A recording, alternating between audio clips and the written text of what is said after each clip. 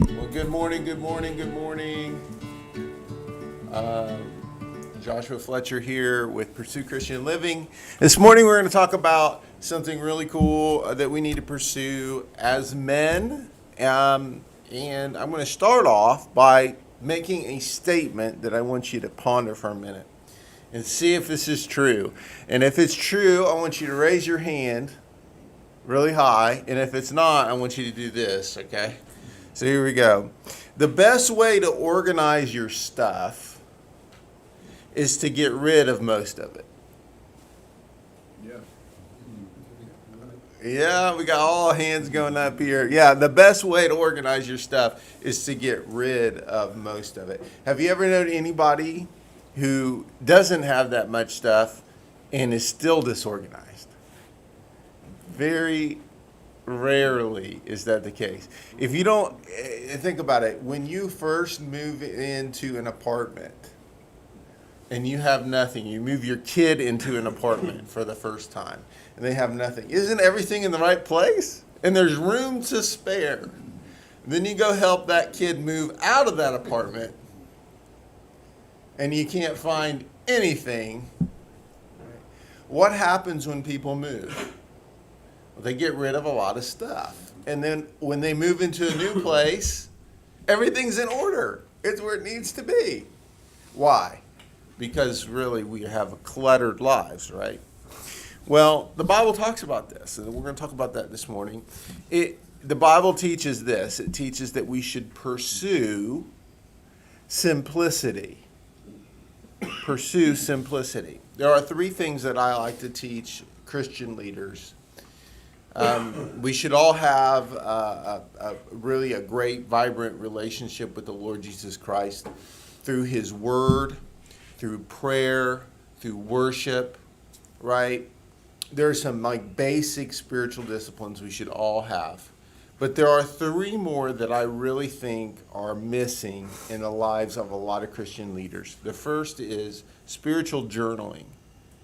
When we spiritual journal, we're getting our deepest feelings and emotions and just the heart of the matter out on a page with God, and we're having a conversation with God. And so what happens is our conversational relationship with the Lord increases. That spiritual journaling is extremely important, and I like to teach that. The second thing is a Sabbath. To have a day set apart unto God and God alone. And we should all have that, but a lot of times we think Sabbath is church attendance, and that's not the case. A Sabbath day is a day unto the Lord. It's His day. It is a surrender. It's a weekly practice of complete surrender. There's nothing more difficult. Have you ever sat and tried not to talk in a group of people? That's hard.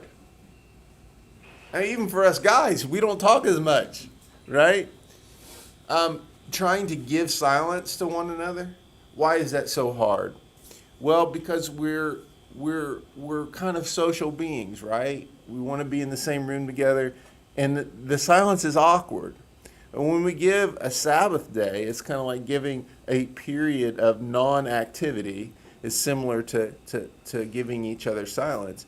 It's a space where God gets to speak. It's a space where God gets to lead, and only He. So it develops these ears, right? It develops our heart to get in a posture of surrender so we can receive instruction from the Lord. It's a Sabbath. But the third thing I think that we really need to focus on as Christians, especially as leaders, is simplicity. We clutter our lives with things, and simplicity can be, it's many. We're going to talk about physical things this morning, but it's more than just physical things. The whole teaching I have on simplicity is emotional things, getting that emotional baggage out, getting healed. Simplicity is, I'm going to unpack this stuff instead of holding it in, right? I want to declutter my emotional life, right? It's also, I want to declutter my physical life, the things in my physical life. I want to declutter the goals I have. Man, I have a tendency, some people don't have this tendency, I have a tendency to set too many goals. Right? So simplify my goals. Simplify my thinking about things. Simplify my expectations, right? It's not that expectations are bad or goals are bad, but there are things in our lives we just need to simplify. I think the enemy wants to destroy God's purposes and plans for us a lot of times by cluttering our lives. Have you ever tried to do something and, like, I cannot cook in a dirty kitchen? And that can create a problem at our home because the chore of doing the dishes and putting them away belongs to my children, my 3 kids. And they have a rotation. And if one of them doesn't do their job and it's time for me to cook dinner and there are dishes in the sink, well, that creates a very much more difficult thing for my job, right? I got to wash my hands all the time. I got to get in there and get water in pots and things, and I got to have a place to put my dirty dishes, and I got to have counter space, and if that isn't done, right? I don't like a cluttered kitchen when I'm trying to do. You can't find anything, right? That's the idea. A lot of times in our lives, the enemy keeps us from our purpose and goal in life by adding stuff to us. Adding problems to our lives, adding things to our lives. And so simplicity is a spiritual discipline of keeping things simple. And the Bible talks a lot about this, but specifically Jesus talks about this when it comes to stuff. Okay? And I thought, how am I going to start this? There are many ways. In Luke chapter 12, Jesus talks, starting in verse 13, Jesus talks very directly to part of this. He says, someone in the crowd, so here he is, he's teaching, and somebody in the crowd said to him, "Teacher, tell my brother to divide the inheritance with me." So this guy's got a problem, right? His inheritance was given to his brother, and he wants half of it. He feels entitled to it. This is what Jesus says. "Friend," he said to him, "who appointed me a judge or arbiter over you?" Okay, question. Well, Jesus is a judge. I mean, he's God, right? But God doesn't always get down into these little nitty-gritties with us, right? He sends other people to do that. And that's what Jesus is saying. He's saying, you know what? There are other people who do this. I've given them authority to do it. But he does speak to it. He says this, because Jesus is going to the big picture or to the root of the problem, all right? So he said, "Who appointed me a judge or arbiter over you?" He then told them, so he's talking to everybody, "Watch out and be on guard against all greed, because one's life is not in the abundance of his possessions." Then he told them a parable. A rich man's land was very productive. He thought to himself, "What should I do, since I don't have anywhere to store my crops?" "I'll do this," he said. "I'll tear down my barns and build bigger ones and store all my grain and my goods there. Then I'll say to myself, you have many goods stored up for many years. Take it easy. Eat, drink, and enjoy yourself." But God said to him, "You fool, this very night your life is demanded of you, and the things you have prepared, whose will they be?" That's how it is with the one who stores up treasure for himself and is not rich towards God. And so he's talking about this thing called greed. Now, greed, everybody thinks greed is like the thing that the enemy in the movies has. All the bad guys have some kind of greed. They want power. They want more. They never have enough. Okay? But if you took this story out of this larger parable and you just pasted it in a newspaper, it would be an example of what it means to be a good American. Get more stuff, build a bigger place, and put more that stuff in it. And it would be touted as, this guy's so smart. He's set for life now. He's got plenty of food. He's all set. His 501k is full. He can just go home and relax. He's good. He can take it easy. What'd he say? He said, take it easy, eat, drink, and just enjoy yourself. I go on a cruise next month. I'm going up to the Hamptons the next. You know, I got my golf appointment. I'm just going to take it easy. I got all my stuff stored up. You know what? I think we need a bigger house. We need a bigger house. That's kind of the idea. Seriously. Would you agree? Everybody's like looking at me like, huh? I think so. And he said the greed has nothing to do with being evil. It's a condition of your heart. I do evil in quotes, right? You don't have to have like some like grizzly face and a scar to have greed in your life. So he goes, that's how it is with one who stores up treasure for himself and is not rich toward God. And what happens here? What happens? And we're going to continue reading in Luke. But really, I want to turn, put a finger in it, put a little thing there in Luke 12. And I want you to turn over to James chapter 4.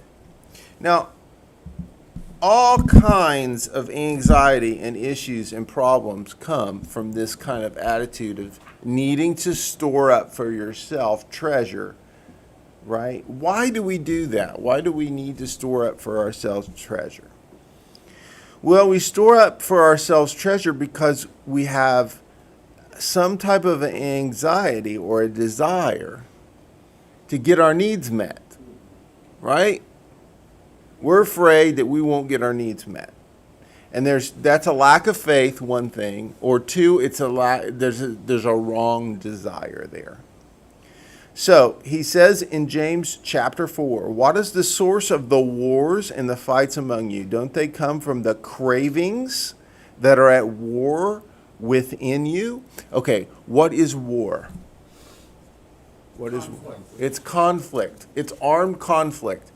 Is there ever a war that doesn't have death? Something's going to die. That's what war is. It's conflict. And something inside of you got cravings that are fighting one another. Oh man. Do I get the bacon or the sausage? Both. Right? No, that's compromise. War is, I can only have one, 2 strips of bacon, 3 links of sausage. What am I going to get? Right? Fight. Cravings are at war within you. You desire and you do not have. You murder and covet and cannot obtain. You fight and war. You do not have because you do not ask. You ask and you don't receive because you ask wrongly, so that you may spend it on your desires for pleasure. He goes, adulteresses. Do you not know that friendship with the world is hostility toward God? So who are you really at war with? So whoever wants to be in the world's friend becomes God's enemy. Or do you think it's without reason, the scripture says, that the Spirit He has caused to live in us yearns jealously. Now, another translation, that's a hard phrase to translate. Another translation of that end is the Spirit that longs within us, He jealously yearns for the Spirit he made to live in us. He jealously yearns. So God jealously yearns for the Spirit that he made to live in us. In other words, he jealously yearns for his Spirit to be made manifest in our spirit. That's one way of thinking about it. He has caused to live in us. The Spirit he has caused to live in us yearns jealously to come forth.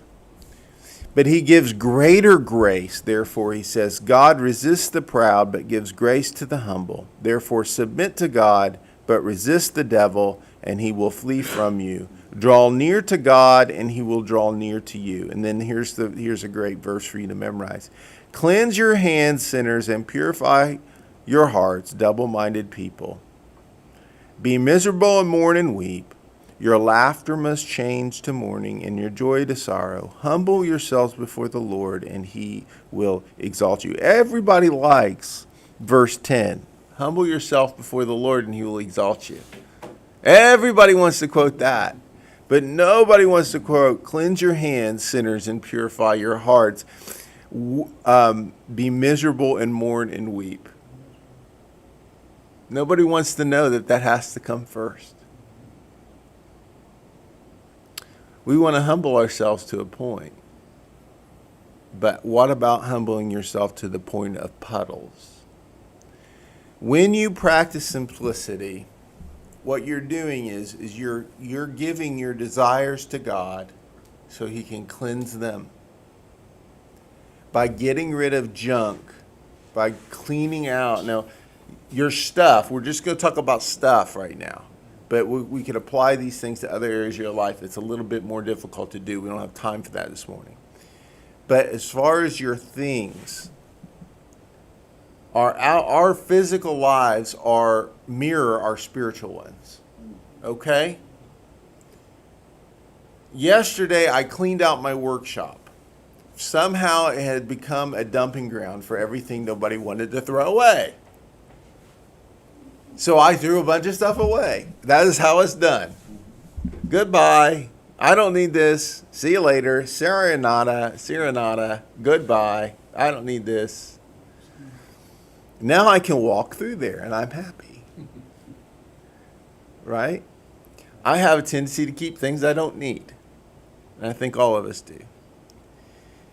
So what happens is if you're double-minded, in your mind you're thinking, I need this because it gives me some measure of security knowing I have this if I ever. That little piece, that little thing that fixes this thing that never breaks. If it ever did break, I've got it. Right? If you can find it. Right? Yeah, if you can find it. And then it gives you a certain piece of security. So what you're doing is you're storing that things and causing clutter because of your insecurity. And even if you don't have that piece, somehow that's causing you anxiety because you don't believe that God's going to provide that piece or something better. Right? So decluttering your life is giving your life to the Lord. It's giving your security is found in him and him alone. Okay?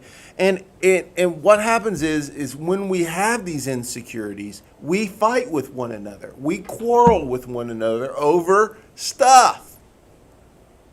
Because we're afraid that our Papa in heaven can't provide for us or help us through situations and circumstances. So we got to do it ourselves by taking it from somebody else.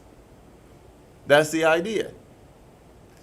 And so simplicity is a very good soap for our soul.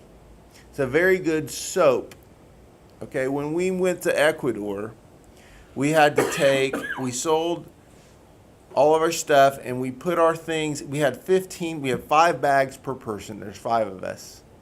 No, we had 3 bags per person. So there's 5 of us. That's 15 bags. I went to Walmart and I measured all the plastic containers that were secure.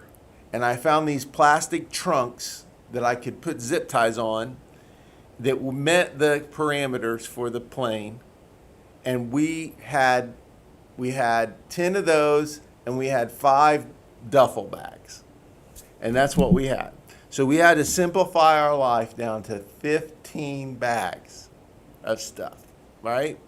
And still, I could have done more. Why? I was afraid they wouldn't have good pots and pans in Ecuador, and I would have nothing to cook on. So I got an electric skillet. We had an electric skillet. I love this electric skillet. I got it when we were married, right? So I put it was like a nice electric skillet. So I put that in there, right? Do you know what?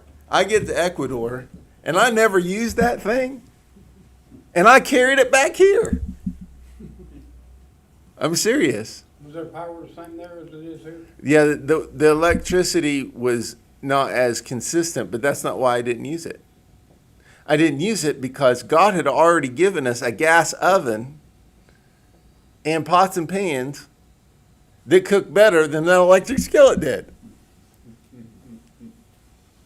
I had a fear that I would be in a situation where I didn't have a way of cooking food for my family, and that this electric skillet, I could plug it in and I'd be able to cook for my family. In my head, it made sense. When I could have not, I had that. That's a pretty big piece of equipment we took with us, right? Pretty crazy. So there's tons of stuff in our lives that we think we need and we don't need. I could have pared that down, right? I could have pared it down. I could have brought more books with me, right? I could have brought stuff that I probably really needed, right? So that's an important lesson there. Even paring down your family of 5 to 15 bags is not enough. So if I can do it down to 15 bags and could have done it more, and I was just fine, think about your life. So let's go to Luke, back to Luke 12, and let's keep reading, okay? In verse 22, he says, "Then he said to his disciples, 'Therefore I tell you, don't worry about your life, what you will eat, or about the body, what you will wear. For life is more than food, and the body more than clothing. Consider the ravens. They don't sow or reap. They don't have a storeroom or a barn, yet God feeds them. Aren't you worth much more than the birds? Can any of you add a cubit to his height by worrying? If then you're not able to do even a little thing, why worry about the rest? Consider how the wildflowers grow. They don't labor or spin thread, yet I tell you, not even Solomon in all his splendor was adorned like one of these. If that's how God clothes the grass, which is in the field today and is thrown in the furnace tomorrow, how much more will he do for you, you of little faith? Don't keep striving for what you should eat and what you should drink, and don't be anxious. For the Gentile world eagerly seeks all these things, and your Father knows that you need them. But seek his kingdom, and these things will be provided for you. Don't be afraid, little flock, because your Father delights to give you the kingdom. Sell your possessions and give to the poor.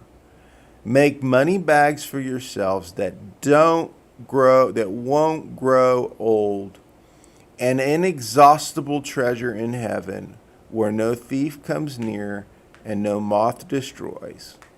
For where your treasure is, there your heart will be also."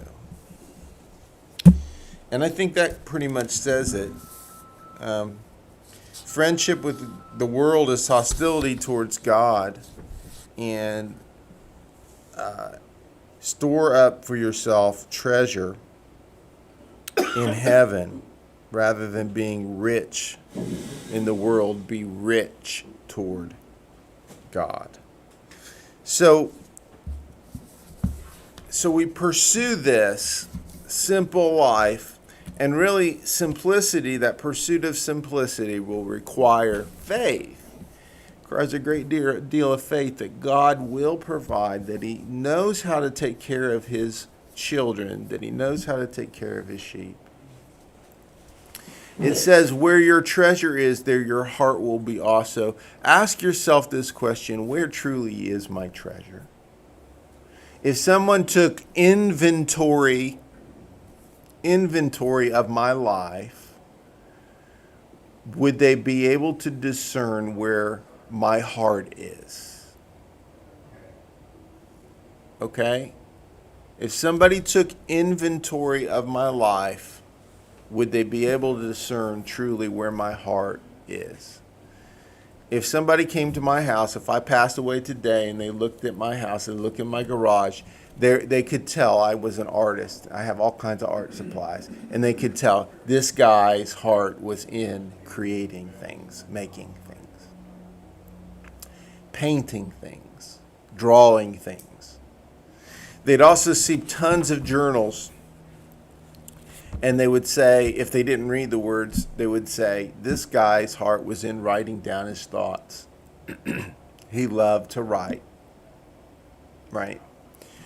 If somebody took inventory of your life and they saw what was in your closets and what was under your bed and in your drawers, okay, where would they say your heart was? That is what simplicity is. Guarding where your treasure is, because that's where your heart's going to be. All right. Okay. So that is this morning's lesson. Go pursue simplicity. And God bless you all. Have a great day. And we'll see you next week.